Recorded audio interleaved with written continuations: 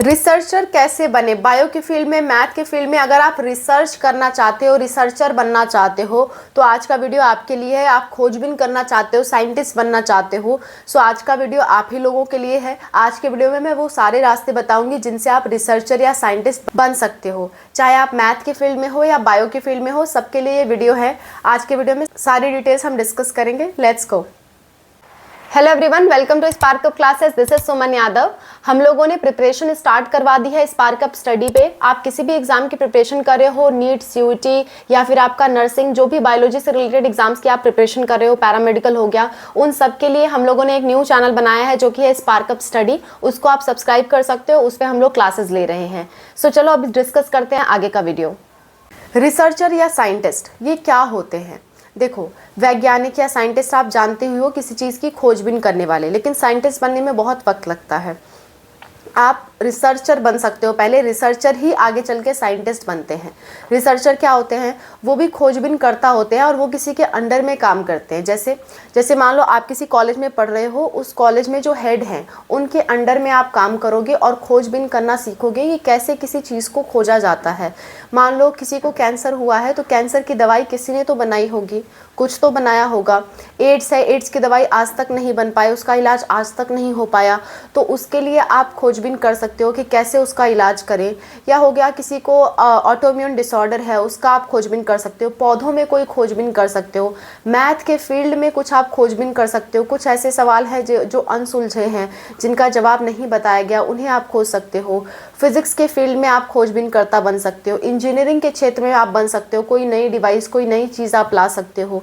तो ये सब खोजबीन कैसे करनी है, इसके लिए कैसे आपको काम करना होता है, ये सब आपको सीखना पड़ता है। और उस सीखने के दौरान आपको रिसर्चर कहा जाता है और उस सीखने के दौरान भी आपको लाखों रुपए तक पैसे दिए जाते हैं। कैसे, मैं समझाती हूँ।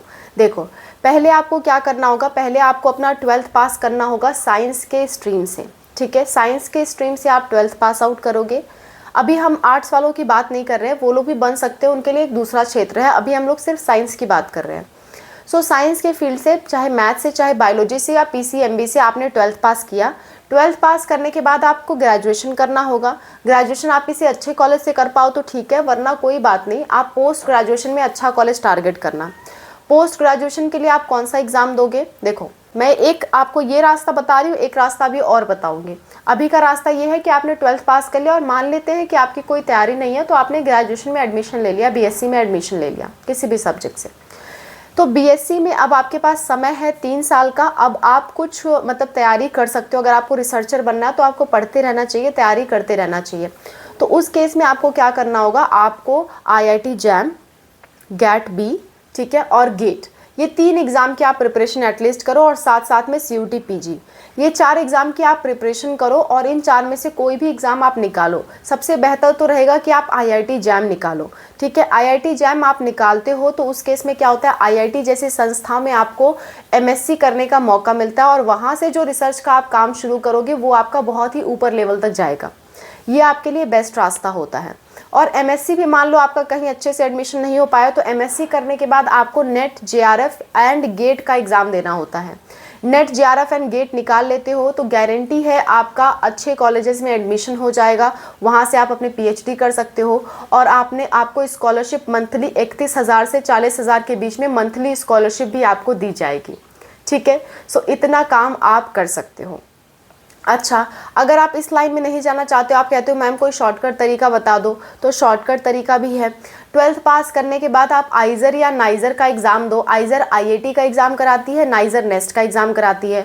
उसे करने के बाद आपका 5 साल का कोर्स होगा बीएसएमएस का, जिसमें आपको अगेन रिसर्च कराई जाएगी। आप चाहो तो मैथ के फील्ड में रिसर्च कर सकते हो, आप चाहो तो बायो के फील्ड में, किसी भी फील्ड में आप रिसर्च कर सकते हो। जो भी वहाँ पे फील्ड्स अवेलेबल होंगे वो आपको वेबसाइट पे देखना होगा उनकी, कि किन किन क्षेत्रों में उनका रिसर्च चल रहा है, उनमें आप अप्लाई कर सकते हो। ठीक है, तो आप 5 साल तक वहाँ कोर्स करोगे। 5 साल के बाद आपको ग्रेजुएशन और पोस्ट ग्रेजुएशन दोनों की डिग्री दे दी जाएगी और उसी दौरान आप रिसर्चर ही कहलाओगे। तो आपको टोटली साइंटिस्ट बनने के लिए तैयार किया जाता है इन 5 सालों में। ठीक है, तो ये इस तरफ आप आगे बढ़ सकते हो और इनसे फॉरेन में जाने का रास्ता खुल जाता है, जहाँ आपकी करोड़ों तक पैकेज होती है। सो इस बारे में आप सोच सकते हो।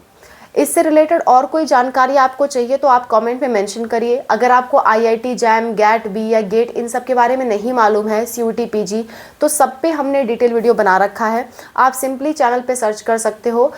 आप सिंपली अपने मतलब YouTube ओपन करो, वहाँ पे सर्च करोगे IIT जैम स्पार्कअप क्लासेस, तो हमारी वीडियो सामने आ जाएगी। इसी तरह गैट बी स्पार्कअप क्लासेस, तो हमारी वीडियो आपके सामने आ जाएगी। सो जो भी टॉपिक आपको सर्च करना है उस टॉपिक को लिखो, आगे लिखो स्पार्कअप क्लासेस, आपके सामने वो वीडियो आ जाएगी हमारी, और हमने उसमें डिटेल में बताया होगा। ठीक है, so that's all about the video. I hope this video was helpful for you. Thank you for watching. Bye, take care, wish you all the best for whatever you are going to do.